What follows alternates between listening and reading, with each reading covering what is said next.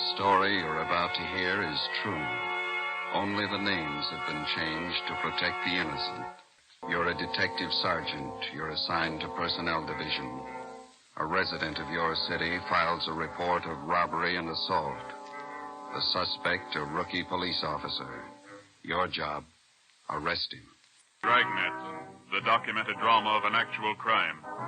For the next 30 minutes, transcribed in cooperation with the Los Angeles Police Department, you will travel step by step on the side of the law through an actual case from official police files. From beginning to end, from crime to punishment, Dragnet is the story of your police force in action. It was Wednesday, April 9th. It was foggy in Los Angeles. We were working a day watch out of personnel.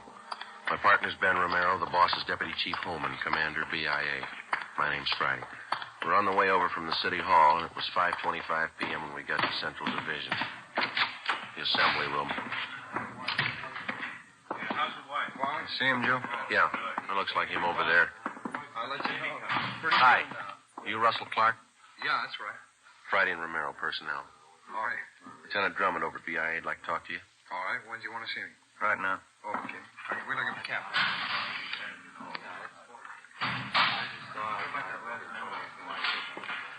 Okay, let's go. What do they want to see me about, you know? Drummond will tell you. Okay.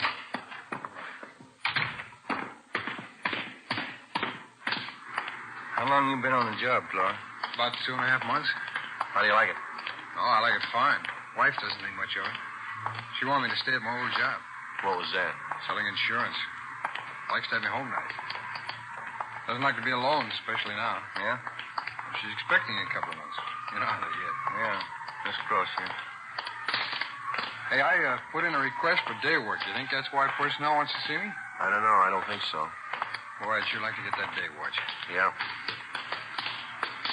Is that the way you fellas started? I did, yeah. You started in traffic, didn't you, Ben? Yeah, Had 9 months of it. Go ahead, Clark. No, thanks. I have to be on the job at 6. Think this going to take very long? I don't know. Hi, Friday. Hi. Right in, Lieutenant's waiting. Personnel, Coleman. Lieutenant? Yeah, come in. This is Officer Clark, Lieutenant Drummond. How do you do, sir? How are you, Clark? Sit down. Thanks. A couple of questions for you. Yes, sir? You were on special duty at the Olympic Auditorium last night, is that right? Yes, sir, for the fights. Anything unusual happen out there last night? Well, it wasn't very important, Lieutenant. After the fights, a drunk fell down the stairs. On the way out of the auditorium, broke his arm. I took him to Georgia Street, and they took care of the arm, and I drove him home. He was pretty drunk. Why didn't you book the man? I didn't think it was necessary. How long you been with the department, Clark? 2.5 months, sir. Didn't you know he should have been booked for violation of 4127A LAMC? Well, the man was in pretty bad shape, Lieutenant. Broken arm. I guess I didn't think the law was that strict. Law's there for a purpose. You decided to forget it, now you're in a mess, right up to your neck. I don't understand. You remember the name of that drunk you took care of last night? Yes, sir. His name was Stacy. Lives out in West L.A. What's the matter, Lieutenant? That drunk, Mr. Stacy, wants to file a complaint against you. What for? He claims you took him back to the auditorium, beat him up, broke his arm, and robbed him of $128. Oh, he's crazy. He's lying. I didn't do that. Got his word against yours, Clark. Facts seem to favor him. But I can prove it. Well, there was at least a couple of dozen people around. There was a doctor. He can tell you. Maybe you better take it from the beginning, Clark. Exactly how did it happen? I was right after the fights. I was on duty in the lobby, and I saw a bunch of people crowding around the foot of the stairs. Yeah. I went over to see what the trouble was, and they were looking at this man lying on the pavement. It was Stacy. A doctor was examining him. This doctor, did he identify himself? Yeah. I asked for his identification. He showed it to me. Gave me a card. He was doctor, all right. Yeah, go ahead. Well, he told me that he'd seen Stacy fall down the stairs coming out of the auditorium. Said that Stacy had broken his left arm. What'd you do then? Well, the doc said it'd be okay to move him, so I helped him into my car and took him down to Georgia Street. He was so drunk he could hardly stand up. The attendants at Georgia Street took care of his arm. Well, they can tell you all about this. Maybe, but they can't help you out as witnesses. You could have beaten up Stacy, robbed him, then taken him to Georgia Street. But I didn't, Lieutenant. I tell you that Stacy's lying. What'd you do when you left Georgia Street? Well, I drove into Central and told him what happened. I told the watch commander I was going to drive this Stacy home, and he warned me about it. Guess I should have known better, but... Well, I swear to you this Stacy's lying. You should have known better. Where'd you go after you left Central? Oh, I drove him home. On the way, he said he was hungry, so I stopped. I bought him a sandwich and some black coffee. Kept telling me what a nag his wife was. Said he was afraid to go home. Go on. Well, when I got into his place, his wife started chewing me out. I just said goodnight and left. That's it, huh? That's it. So help me, that's exactly what happened. Now, how about the doctor at the auditorium, the one who saw Stacy fall? Did you get his name and address? Well, no, Lieutenant, I didn't. I didn't think it was necessary. How about the crowd that was standing around? Did you spot anybody you know? No, I didn't. They're just a bunch of people coming out of the fights. Then you haven't got anyone to corroborate your story. But all those people saw it. There must have been a couple of dozen of them. What are their names? Well, I don't know. All I know is I didn't beat him up and I didn't take his money. I tell you, the Stacy's lying. You could be lying. We got no proof either way. I'm not lying, Lieutenant. I didn't do it. We might believe you, Clark, and that doesn't make any difference. If this man files a 211 against you, it's got to be settled in court. But I didn't do it. I tell you, I swear I didn't. Just a minute. Mike, send in Mr. and Mrs. Stacy, will you? You can hear the story the way we get it from Stacy and his wife. I'd like to hear it. I don't know why he's doing this to me. I helped him all I could. Look, Jerry, there he is. That's the one. Yeah, that's him, Chief. Now, wait a minute, Mr. Stacy. What's this all about? Hold it, Clark. Mr. Stacy, would you repeat the same story you told us this morning, please? You know what I told you, Chief. You had the stenographer take it all down. It's the same thing. Like to have you repeat it in front of Officer Clark here. He's entitled to know what you're charging him with. A man like that's entitled to nothing. You ought to be ashamed of yourself. Look, lady, your husband's lying. Don't call my husband a liar. You're not a policeman. You're a hoodlum. All right, wait a minute. I'd like to know what this city's coming to. Cops going around beating up private citizens. Who do we trust if we can't trust a policeman? Just a minute, please. You don't know, Captain. You should have seen my husband when that officer brought him home last night. Arm all bandaged, his face all cut up. He was hurt so bad he could hardly stand up. He was too drunk to stand up, lady. Don't you get fresh with me. All right, that's enough. This cop got hold of me as I was coming out of the fights. Took me in back of the auditorium. Told me if I didn't hand over my wallet, he'd book me on a drunk charge. Were you drunk, Stacy? I was not. Had a couple of beers, that's all. When I wouldn't give him my money, he beat me up. Broke my arm and took my wallet. How do men like you ever get on the police force? He figured he'd cover up, so he took me and had my arm fixed at the emergency hospital. Then he drove me home. Threatened me all the way. He said, you tell anybody about this and I'll get you. That's just what he said. I don't get it, Stacy. You know that story's a pack of lies. Why are you doing this to me? It's the truth. And I'm going to press charges and get my money back. $128. What have you done with it? We can take care of the questioning, Mrs. Stacy. I don't see you doing it. Make him tell. Where's our money? I haven't got it. Don't talk back to me. Mr. Stacy, you and your wife want to file a crime report at this time. We want to press charges. Romero? Yeah? Take Mr. and Mrs. Stacy down to Record Bureau, have them make out a report for 211 and assault. All right. This way, please. Now listen. We're going to get action if we have to take this to the district attorney. We're not afraid of the publicity. We'll go to the newspaper if we don't get action. Yes, ma'am.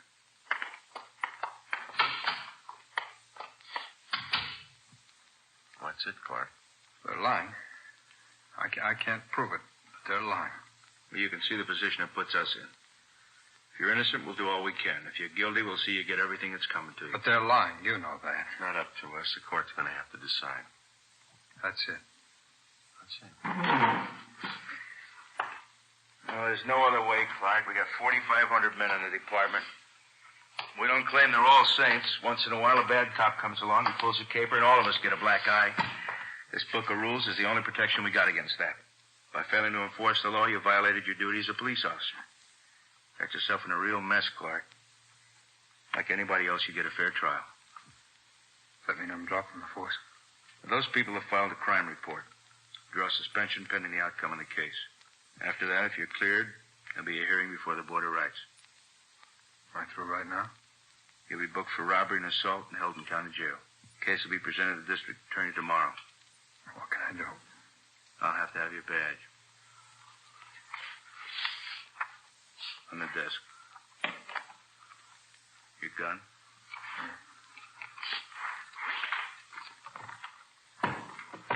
ID card. Yeah. On the desk. Yeah. All right, Joe, that's it. Okay. Take him. 6 p.m. Ben returned to the office, and together we took rookie police officer Russell Clark across the street to the Hall of Justice. At the county jail booking desk on the 12th floor, he was booked on suspicion of 211 PC and assault with intent to do great bodily harm. He was lodged in the cell block.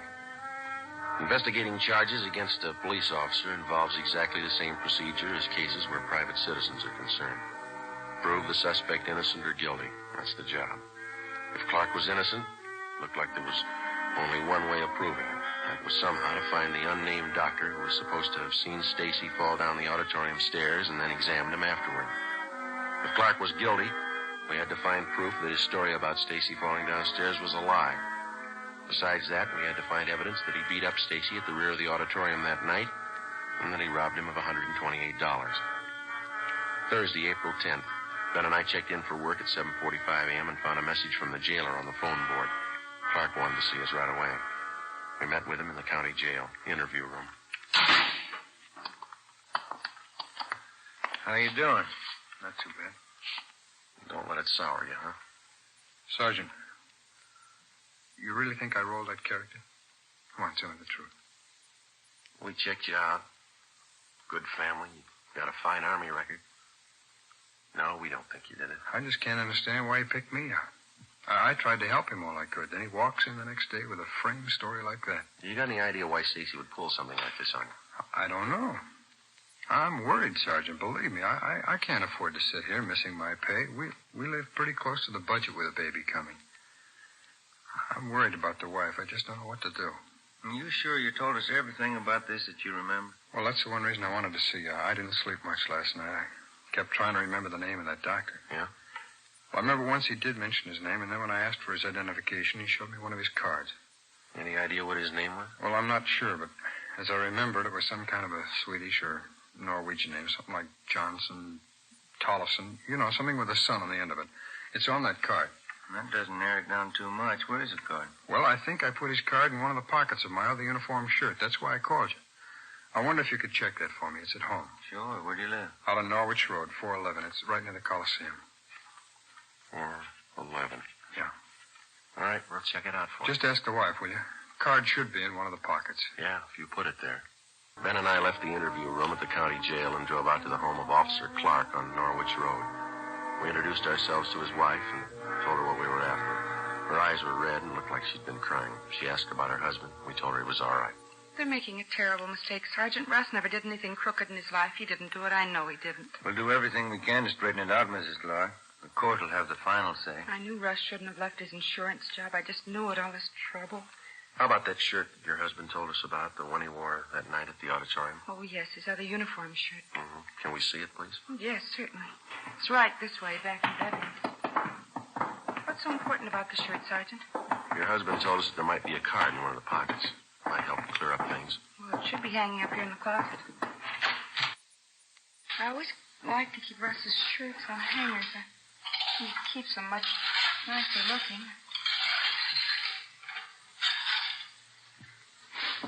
What's the matter? This morning I sent it to the cleaners. Clark's wife, Ben, and I drove down to a dry cleaning shop a few blocks away where Mrs. Clark had left the shirt. The counter girl there told us that the truck had already been by that morning and picked up the day's cleaning. It was a store rule to check all garments for contents. She had found nothing. We got the address of the main plant, the Great Northern Dry Cleaners, a place down on Factory Street. 10:15 a.m. We checked in at the main plant and explained to the manager what we were after. We gave him the tag number of her cleaning, and Mrs. Clark gave him the description of the shirt. We waited in the manager's office while he made a search for the dark blue wool police shirt. How about this one, lady? It's the only blue wool shirt picked up at your cleaners this morning. Yes, that's Russ's shirt. That pocket flap there, I mended it. I'll check the pockets for you. I had to pull it out of the tank. It's all wet. Hey? Not in this pocket. Try the other one. Yeah? Look for yourself. Nothing. Thursday, April 10th. Shortly after noon, the daily newspapers were on the streets, and the head on one of the top front page stories read, "Rookie cop slugs robbed citizen." Ben and I went back to the county jail and told Clark that we'd failed to find the card. He could give us no other lead that might help in clearing the case. During the next 2 days that followed, Ben and I ran down every possible lead, no matter how remote it was. I made a thorough check on Mr. and Mrs. Stacy. We double-checked back on Clark's record. For one full day, we did nothing but phone doctors in and around the city of Los Angeles. From a list of hundreds, we came across 3 doctors who had been present at the fights in Olympic Auditorium on the night Stacy claimed he was beaten up and robbed by Officer Clark. None of the 3 had seen a man tumble down the stairway leading from the balcony to the lobby. None of them had seen any accident or had been called on to help anyone professionally. Monday, April 14th, we met with Lieutenant Ralph Drummond. No go, huh? That's got us, Ralph. We can't figure it. It's almost a fact Stacy's lying. Clark, what about him? Well, there's still nothing to show that he didn't do it. He had the opportunity. Maybe he had a motive. He needs money, you know. Who doesn't? How much you get on Stacy? He and his wife run a second-hand furniture store in South Flower. It's a small business. Stacy's quite a gambler. He bets on the fights. Yeah? We checked around with some of the gang down at the auditorium. Stacy's well known down there. He laid some pretty heavy bets the night he claims Clark rolled him. How much? You got the dope there, Ben. How's it figure out? He lost over $75 in small amounts. Add to that the fact that he was doing some partying. That might account for the 128 he's missing. Stacy blew the roll, was afraid to tell his wife, so he cooked up the story against Clark. Yeah, sure. Maybe that could have been the way it happened. What do you got on the other side? Not much, Ralph. Couldn't dig up anything against Clark. I don't know. He doesn't seem like the type to pull something like that. Maybe not. You still can't prove he didn't do it. How about the papers? You've been plugging for witnesses? Yeah. Here's the ad. Had it running in personals for 4 days now. Thanks. All those fall down the stairway, the auditorium. Please call Michigan 5211-75. No results, sir? No. All the possible doctors in town have been checked out, too. How about the local medical magazines? Got an ad in there, Ralph. Nothing's happened. Well, one thing is sure. Something's got to happen. Newspapers are scorching the kid and the department along with him. Victim without a trial makes good reading in the tabloids. There's one thing I can't understand. If Clark's leveling and there was a doctor at the fights that might have looked at Stacy, then where's the doctor? We've had this thing noised all around town. Well, give it a little more time. He might turn up. I kind of like the Stacy angle. What do you mean? Well, suppose we get him in here. Think we could break him down under questioning? No, I doubt that. We can't even get close to him. That wife of his and that lawyer, they're with him all the time. He's afraid to talk to us. Maybe if we pass the word to his wife he'd been gambling, how far can we go on that? Well, she might believe us, she might not. You've seen what she's like. Yeah. I got an idea he sold her on a story, and she's tagging along to get the $128 back. That gives me an idea, Joe. One thing we might have missed. Yeah, what's that? We found out that Stacy did a little partying before he went to the fights at the auditorium that night, didn't we? Yeah, go ahead. We checked out a couple of the bars he was drinking at, but we figure he must have parted away at least $50 out of that $128. Mm-hmm. He didn't spend that much at the bars. Oh, well, sure. He probably hit a few other places, too. That's what I mean. There's still a lot of money to drink up alone. You figure a woman? Maybe. You got any reason to think Stacy plays around? Just one. Yeah? His wife. Monday, 1 p.m. Ben and I started to canvass of bars and small nightclubs in the general area around the Olympic Auditorium. We started with those where Stacy was a regular customer. We failed to turn up any leads. Either the bartenders refused to tell us or they had no knowledge of Stacy's running around with other women. We kept at it. Another day passed. 2 days. Nothing. One of the newspapers started a campaign against the brutality of police officers. On Thursday, we got a tip from a bartender at a place out on Washington Street, the Brown Cow. He told us that he thought he saw a man answering Stacy's description in his bar a few nights before with a flashy blonde in her late 20s. He said he didn't know Stacy too well, but he knew the girl, and he knew the hotel where she stayed. Her name was Sandra Gay, an acrobatic specialty dancer at a cheap nightclub. We checked out her hotel, but she wasn't in. We left word for her to get in touch with us, and we picked up a hamburger and some potato salad for lunch and checked back in at the office. How you doing, Coleman? Not as good as you two. How do you mean? Can't you smell a perfume? It's off a blonde named Sandra Gay. She's waiting in the next room. Won't talk to anybody but you. Thanks. Come on, Ben. Didn't waste much time, did she? Perfume. Sure strong. Your name, Sandra Gay? Yeah, that's right. You the fellas been looking for me? Drop by your hotel. We'd like to ask you a few questions. Sure, it's all right. This is my partner, Sergeant Romero. My name's Friday. How you doing? Oh, Romero. Kind of cute for a cop. What can I help you with? Do you know anybody by the name of Gerald Stacy, Miss Gay? Gerald, yeah, I hate that name. Do you know any man who calls himself that? No, I think that's a terrible name for a man, Gerald. The man we have in mind is pretty short, stocky build, dark hair, and he wears steel-rimmed glasses. Yeah, where's he hang out? Place out in Washington, the Brown Cow. Supposed to have been seen with you. Gerald Stacy. Oh, yeah, I think I know who you mean. Furniture business. He runs a place near the Brown Cow. That's right. You know him? Oh, Pop, sure I know him. We get together once in a while. He's a kick. Pretty big spender? Oh, he's got it, yeah. Last time we went out, he was fine. He can kick it around when he wants to. Oh, Pops. When's the last time you were out with him, Miss Gay? Maybe a week, 2 weeks ago. It was a Tuesday night, I think. Yeah. Tuesday the 8th? Is that about right? Yeah, it must have been it. Why, what's it all about? Did you spend most of the evening with him? No, I had to get back to the club, do my act. He went on to the fights over at Olympia. I get it. Personnel, Friday. Is this Sergeant Friday? Yes, that's right. This is Dr. Samuelson talking, Sergeant. I've been out of town. I just got back this morning. I saw the ad in the paper. Yes, sir? I was at the fights that night, Sergeant. What did you want to know? Would you mind telling us, Doctor, did you see a man fall down one of the stairways to the lobby? Certainly. I was the one who examined him. 5 p.m. Mr. and Mrs. Stacy were called to Lieutenant Drummond's office. Arrangements were made to have Officer Russell Clark brought over from his cell in county jail. At 5:15, Ben and I checked into the lieutenant's office. Stacy and his wife were already there. Certainly proud of our police department, Chief. No whitewashing this time. You gave that fella exactly what he had coming. Thanks. You sure you didn't make a mistake? I'm sure, Chief. That's the right man. You got him. Jerry, don't make mistakes on things like this, Inspector. How about our money, the $128? He tell you where he hid it? No, he hasn't. We're bringing Officer Clark in from county jail. Figure we try to crack him. That's right. Make him tell what he did with our money. Joe, will you have Officer Clark brought in? By the way. All right. There he is. Where's our money? What have you done with it? Just a minute, please. Stacy, you sure Officer Clark here's the man who beat you up and robbed you? Of course he is. Dragged me behind the auditorium and almost beat me to death.